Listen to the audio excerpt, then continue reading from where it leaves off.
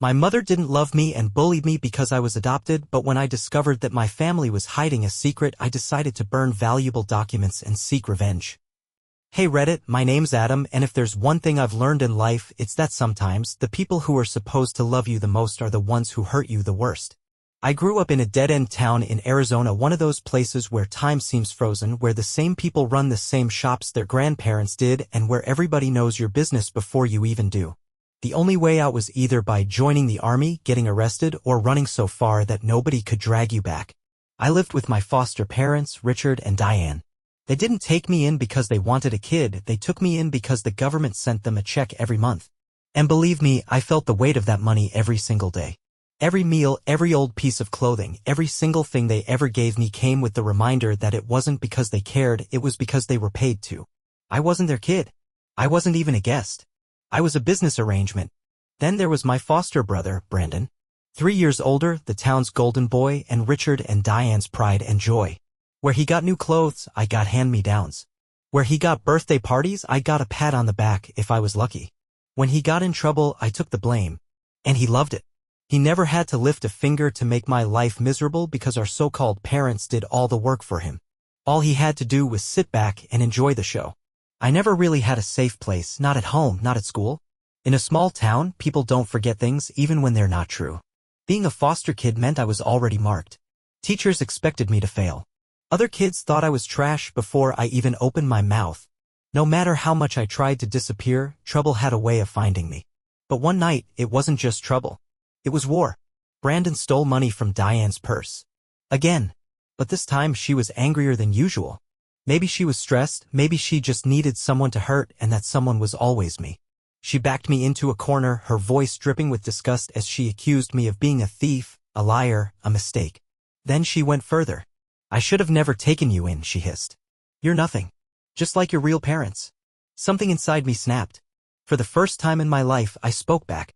It was Brandon. It's always Brandon. I barely saw the slap coming before the pain exploded across my face.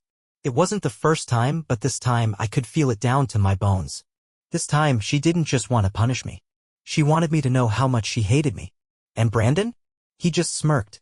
Richard didn't even look up from his newspaper. He never did. That night I lay in bed, staring at the ceiling, my cheeks still burning. And for the first time I realized something terrifying. If I stayed, they'd destroy me. Maybe not all at once, maybe not with their hands, but piece by piece until there was nothing left of me. So I decided I was leaving. For good. I didn't have a plan. I didn't have anywhere to go. But I had to get out. I waited until the house went silent. My heart pounded so loudly in my chest I was sure someone would hear it. I had been stashing money for months, small bills I found in the laundry, loose change from the couch cushions, anything that wouldn't be noticed. It wasn't much, but it was enough to get me out of that house. I slipped out the back door and ran. I didn't look back. There was nothing behind me worth holding on to. I ran until my lungs burned, until my legs felt like they would give out beneath me. The streets were empty, just the sound of my sneakers slapping against the pavement and the crickets buzzing in the distance. I didn't stop until I reached the outskirts of town, the old truck stop where the long-haul drivers passed through on their way to places I could only dream of. I stood there for a long time, hands on my knees, gasping for breath. My mind was racing. What now? Where was I supposed to go? I had barely $30 in my pocket, no ID, no plan. All I knew was that I couldn't go back. I pulled my hood up and kept my head down, pretending like I belonged there. I knew better than to ask for a ride outright. Nobody was going to pick up some random kid who looked like he was running from something. So I waited. Watched. Listened. Eventually, I spotted him. An older guy, maybe in his 50s, leaning against his truck, lighting a cigarette. He looked tired but not unkind. If I had any shot at catching a ride, it was with him. I took a deep breath, steadied my voice, and approached. Hey, man. My ride bailed on me. You headed anywhere near Phoenix? I made sure to sound annoyed, not desperate. Desperation scared people off. The guy exhaled a long stream of smoke, eyeing me up and down. He hesitated, then jerked his chin toward the truck. Get in. I didn't think twice. I climbed into the passenger seat, my heart still hammering, and we pulled out onto the highway. The ride was quiet at first. I kept my answers short, trying not to give too much away. He asked where I was headed, and I stuck to my story, visiting family, got stranded, just needed a lift. He didn't seem to care much either way. By the time we reached Phoenix, the sun was creeping over the horizon, turning the sky into a swirl of oranges and purples. He dropped me off near a gas station, gave me a nod, and drove off without another word. And just like that, I was alone. The reality of it hit me all at once. I wasn't in some small town where I knew every street, every face. This was a city, a real city where nobody gave a damn about some kid with no shoes and no plan. I had to be smart. I had to stretch my money as far as it would go. I found a rundown diner and spent a few bucks on a meal, figuring I could make the rest last for at least a couple of days. I sat in the corner, keeping my back to the wall, listening to conversations, trying to figure out my next move. That's when I made my first mistake. A guy at the counter, mid-20s, slick back hair, a little too friendly, caught me watching him. He smirked, leaned over, and said, "New in town." I should have ignored him. I should have walked away. Instead, I let him talk. He told me he knew a place where guys like me could make quick cash. Easy work, he said. Good money. I wanted to believe him. I needed to believe him. So I followed him. The deeper we walked into the city, the worse things looked. The streets got dirtier, the buildings more run down. The people here didn't look friendly. The air felt heavier. My instincts screamed at me to turn around, but I told myself I could handle it. That I just needed to get through the first night and then I'd figure something else out. By the time I realized I was in over my head, it was too late. He led me into the back of a crumbling building where a few other guys were waiting. They looked me up and down like I was a piece of meat. "How much money you got?" one of them asked, a big guy, arms covered in tattoos. I lied. Nothing. They weren't stupid. "If you want to stay, you work," the big guy said. I wasn't an idiot. I knew what work meant in a place like this. "I'm good," I said, turning to leave. That's when the slick-haired guy grabbed my arm. Not hard, just enough to let me know he could do worse. I yanked away, but before I could react, the big guy punched me hard. My stomach caved in and all the air rushed out of my lungs. I doubled over, gasping, while they laughed. I should have stayed down. I should have let them take my money and throw me out. But I had spent my whole life being someone's punching bag, and something inside me refused to take it anymore. I swung back. My fist connected with his jaw, and for half a second I felt something close to satisfaction. Then everything went to hell. They came at me from every direction. Fists. Kicks. Pain exploding across my ribs, my face, my legs. I hit the ground hard, and they didn't stop. By the time they were done, I could barely move. They took my money, my jacket, my shoes, and then they left me there, bleeding in a filthy alley. Just another stupid kid who thought he could outrun his past. That was my first night in Phoenix. When I woke up, my face was pressed against cold pavement and everything hurt. My ribs felt like they were cracked, my jaw throbbed, and every inch of me was covered in bruises. But the worst part wasn't the pain, it was the realization that I had nothing. No money, no shoes, no plan. I had barely lasted 24 hours on my own before the world chewed me up and spit me out. I forced myself to move, gritting my teeth as I pushed up onto my hands and knees. The sky above me was starting to lighten, the city slowly waking up around me. I needed to disappear before someone worse found me. I staggered out of the alley, keeping my head down, my bare feet stinging against the rough pavement. I didn't know where I was going. I just knew I couldn't stay there. I had only made it a few blocks when I heard a voice behind me. "Hey, kid. You good?" I ignored it. Kept walking. "Kid," the voice said again, this time closer. "You look like hell." I finally glanced over my shoulder. A man stood next to an old pickup truck, wiping grease off his hands with a rag. He looked about 40, his arms thick with muscle, his t-shirt stained with oil. He had the kind of face that had seen too much and didn't have the patience for nonsense. I should have kept walking. I had already learned the hard way that trusting people was a mistake. But something in me just gave up. I swayed, trying to stay on my feet, but my legs weren't having it. Before I could even react, my knees buckled. The guy sighed, muttered something under his breath, and walked over just as I collapsed. "All right, kid," he grumbled. "Let's get you cleaned up." I didn't have the strength to argue. His name was Eddie. He owned a small auto repair shop a few blocks down. He didn't ask a lot of questions, just sat me down in the back of the shop, handed me a bottle of water, and pulled out a first aid kit. I flinched when he reached for me, but he just gave me a look. "You want to bleed all over my floor, or you want to let me fix you up?" I shut up after that. Eddie cleaned me up as best he could, taping up my ribs and handing me a sandwich like it was just another day at work. I ate it so fast I almost choked. When I finally had the energy to speak, I asked, "Why are you helping me?" He shrugged. "You remind me of someone." That was all he said about it, and I didn't push. That night, he let me sleep on an old couch in the back of the shop. The next morning, Eddie woke me up by dropping a mop in front of me.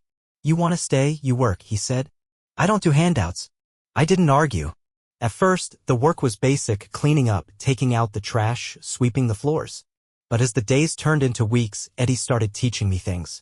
Not just how to fix cars, but how to spot a liar, how to tell when someone was trying to cheat their way out of paying. People will show you who they are if you let them, he told me one day as we watched a guy try to argue his way out of a repair bill. You just gotta be smart enough to see it. I listened. I learned. And for the first time in my life, I wasn't just surviving. I was figuring out how to live. I didn't plan on staying at Eddie's shop for long. At first, I told myself I'd work for a few weeks, long enough to scrape together some money, maybe buy a bus ticket somewhere else. But weeks turned into months, and before I even realized it, the shop started to feel like something dangerously close to home. Eddie wasn't the kind of guy to make speeches about life or act like he was doing me a favor. He didn't treat me like a lost kid, but he also didn't treat me like I was worthless. He expected me to work hard, and if I slacked off, he let me know. But when I did something right, he noticed, even if all he gave me was a nod of approval. That nod meant more to me than any fake praise I had ever gotten from my foster parents. I learned fast. Not just about fixing cars, but about people. Eddie taught me how to read a man by the way he shook your hand, how to tell when someone was lying about their car problems, and most importantly, how to handle yourself when someone tried to take advantage of you. You don't win by swinging at every idiot who takes a shot at you, he told me one night after we closed up shop. You win by outlasting them. That stuck with me. But Eddie wasn't just teaching me about cars or business. He was doing something I never thought anyone would. He was giving me the tools to fight back, not with my fists, but with my brain. And then one night, he hit me with something I didn't see coming. You're smart, kid, he said, leaning against a workbench. But smart don't mean a damn thing if you don't have options. You need an education. I scoffed. School's a waste of time. He gave me a look. It's only a waste if you let it be. I wanted to argue, to tell him that I had already figured out how to survive without sitting in a classroom. But Eddie wasn't the kind of guy who let things slide. He had already pulled some strings, talked to people who could make it happen. All I had to do was show up. So I did. And it was worse than I expected. From the moment I walked through those school doors, I felt the weight of every stare, every whispered conversation. People could smell it on me that I didn't belong. Isn't that the guy who was living on the streets? Someone muttered in the hallway. I heard some old dude took him in, another kid said, laughing. Probably felt sorry for him. I ignored it. I had dealt with worse. But it wasn't just the students. Some teachers tried to help, offering extra time on assignments, letting me borrow books I couldn't afford. But most of them? They didn't expect anything from me, so they didn't bother. And the administration? They barely looked at me unless I was causing a problem. And when I did, it was always my fault.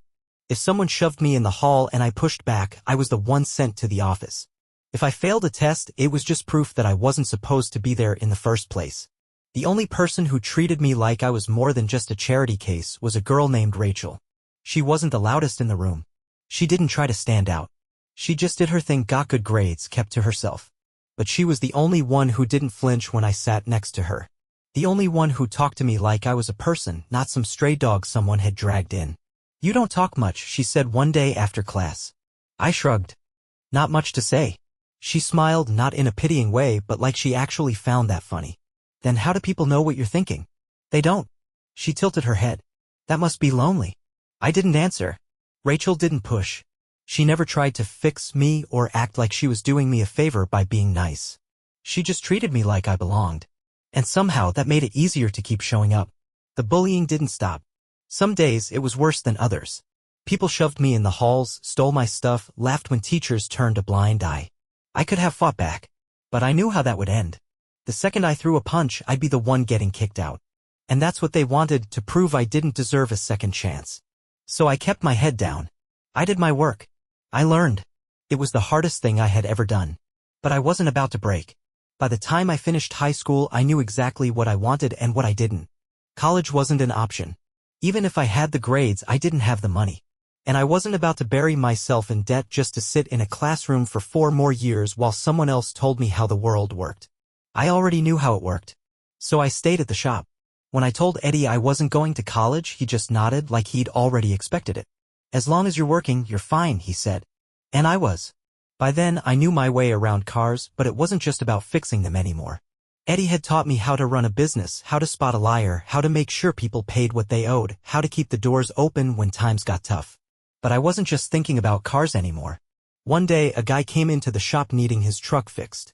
He looked rough, dust-covered boots, sunburned skin, the kind of exhaustion that only came from backbreaking labor. While Eddie worked on his truck, the guy started talking about his job. He worked construction. Said he was thinking about breaking off and starting his own thing but couldn't find good workers. That stuck with me. I had done a few construction jobs on the side, hauling materials, tearing down old buildings, whatever paid cash. It was hard work, but the money was decent. More than that, it was constant. There was always something being built, always someone needing extra hands. So I started taking more jobs.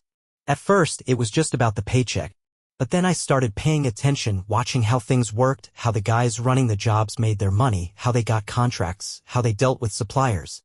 Most of the guys I worked with didn't think past their next paycheck. They showed up, put in their hours, and went home. But I was thinking long-term. I started making connections. I remembered who was reliable and who wasn't. I paid attention to the jobs that paid well and the ones that didn't. And then I started taking my own side jobs. It started small, fixing things for people, doing little repairs, helping out with weekend projects. Word spread fast. People needed workers they could trust, guys who actually showed up and did the job right. I wasn't just some random kid anymore. I was someone people could count on. The money started coming in faster than I expected. And for the first time in my life, I wasn't just surviving. I was building something real. At first, I didn't even realize what was happening. I was too busy working, too busy grinding, too busy proving to myself and the world that I wasn't just another nobody. But one night, when I finally stopped moving long enough to breathe, it hit me.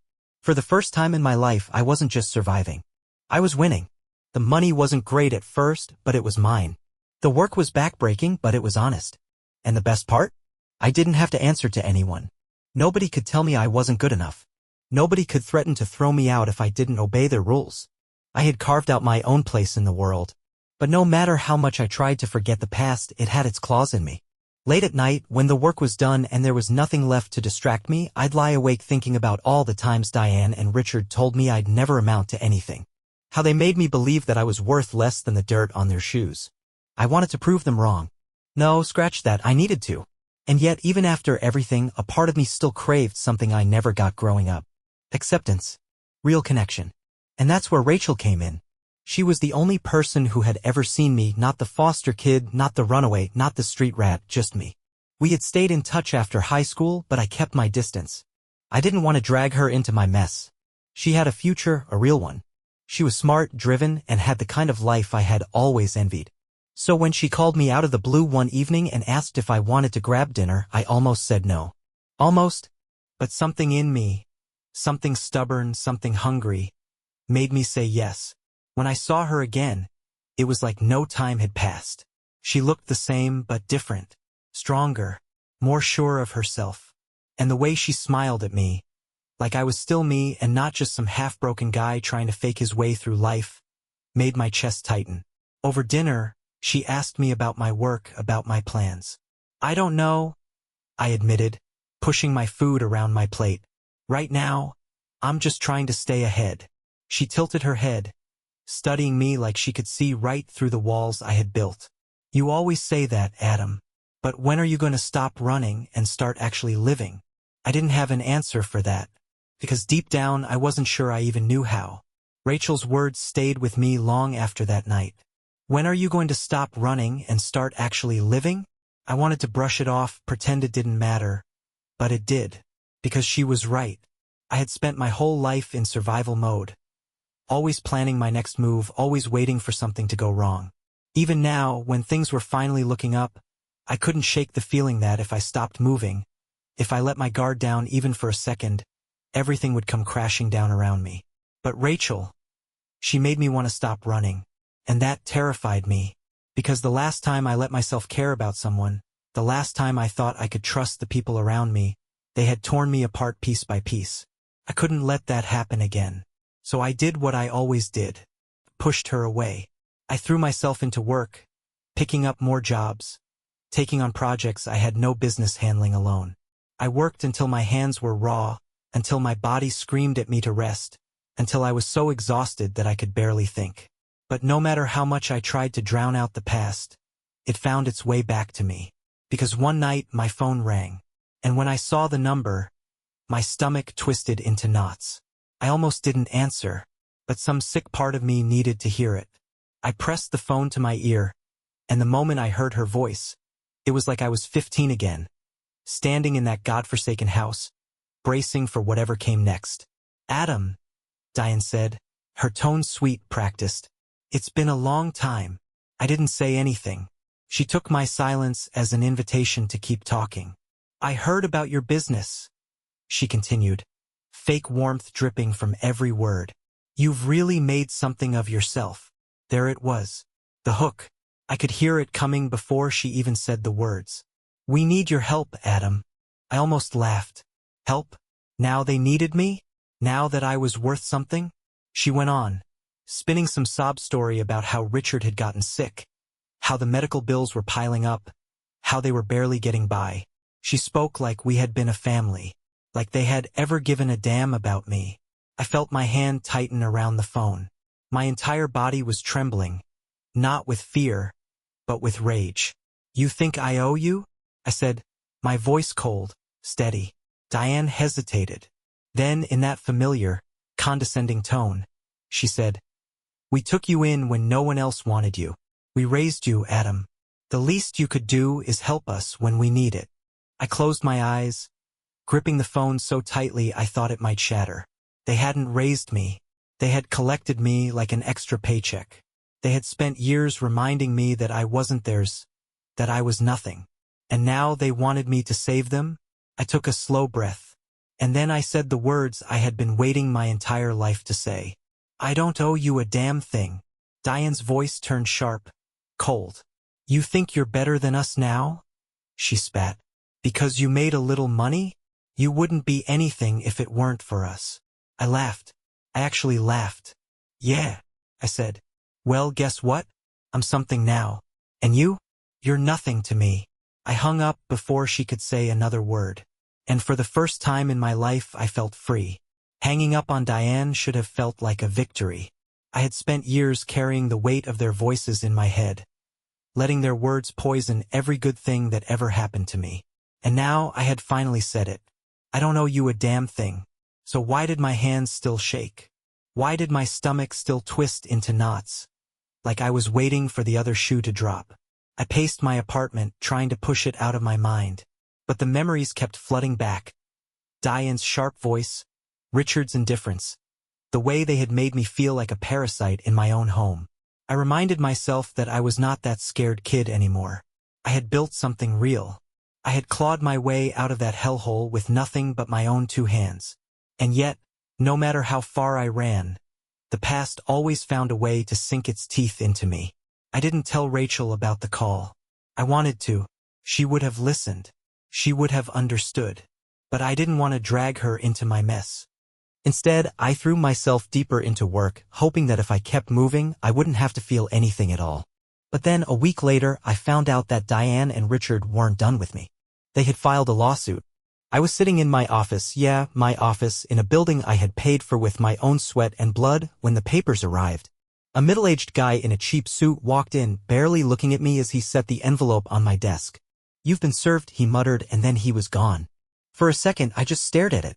I already knew what it was before I even opened it. Diane and Richard were suing me for financial support, claiming that since they had raised me, I was legally obligated to take care of them now that they were struggling. I let out a slow, bitter laugh. They were actually trying to rewrite history, trying to act like they had been loving, devoted parents instead of two opportunistic grifters who had used me for government checks. I should have been furious. I should have wanted to burn everything they had left to the ground. But mostly, I just felt tired. Tired of fighting ghosts. Tired of proving myself to people who never gave a damn about me in the first place. I picked up the phone and called the one person I knew could handle this. My lawyer wasn't just any lawyer. I had hired the best. The kind of guy who didn't just win, he buried people. When I told him about the lawsuit, he barely blinked. Let me guess, he said, flipping through the papers. They never actually adopted you. No, I said, my voice flat. He smirked. Then this case is dead before it even starts. I leaned back in my chair, exhaling slowly. I knew they couldn't win. Legally, they had no case. But that wasn't what this was about. This was about control. This was their last-ditch effort to remind me that no matter how successful I became, no matter how far I got from that house, I would always be that scared little kid in their eyes. And that was something I would not let stand. I should have felt relieved. Legally, the case was a joke. My lawyer had already torn through every loophole, every desperate angle Diane and Richard had tried to use against me. They had never adopted me, which meant they had no claim. No leverage. Still, I couldn't shake the anger bubbling beneath my skin. This wasn't about money. It was about power.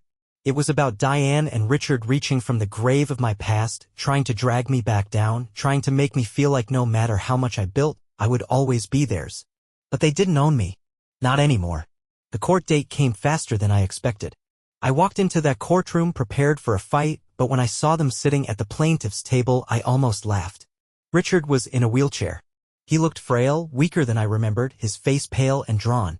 Diane sat beside him, her expression carefully crafted into one of deep concern, like this was hurting her just as much as it was hurting me. I clenched my jaw. I had seen this act before. They had spent years playing the victim, manipulating everyone around them into believing their version of the story. And now they were trying to do the same thing to a judge. Too bad for them, I wasn't a scared kid anymore. The proceedings were quick. My lawyer dismantled their case piece by piece, laying out the truth in cold, brutal detail. They had never officially adopted me. They had been paid monthly to house me. They had kicked me out the second that money stopped coming. They had never been my parents. I watched Diane's face twist with every word, her fake concern cracking into something uglier. I could feel her fury from across the room, but she kept her mouth shut for now. The judge didn't take long to decide. Case dismissed. Just like that, it was over. No settlement. No appeals. No second chances. Diane and Richard had lost. I stood up to leave, but before I could walk out, Diane's voice cut through the air, sharp and venomous. "You ungrateful little bastard." I turned slowly, meeting her glare with an icy stare. She wasn't pretending anymore. "You think this changes anything?" she spat, rising to her feet, her hands clenched into fists. "You think you're better than us now? Because you made some money? Because you won this stupid case?" I didn't say anything. "I should have never taken you in," she sneered. "You were nothing when we found you. And you're still nothing. You'll always be that pathetic little orphan who—" I smiled. A slow, cold smile. "That's the difference between us, Diane," I said, my voice calm. "You found me. But I built myself." Her mouth snapped shut. I turned my back on her and walked out. For the first time in my life, I felt weightless. The past couldn't touch me anymore. I had one. Walking out of that courtroom should have felt like the end of something. But it wasn't. It was a beginning. For years, I had let Diane and Richard live rent-free in my head. Their words had shaped me, their hate had fueled me. Every step I had taken to prove myself, every sleepless night, every calloused hand, had been born from the need to show them they were wrong about me.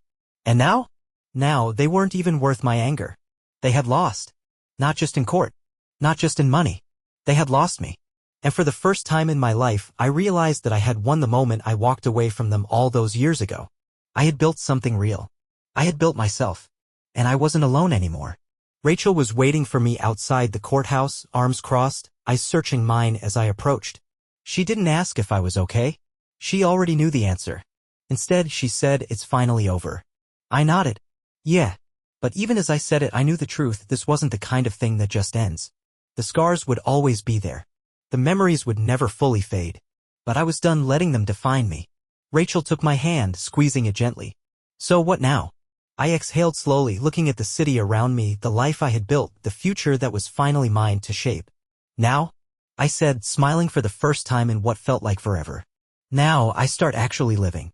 And for the first time in my life." I meant it.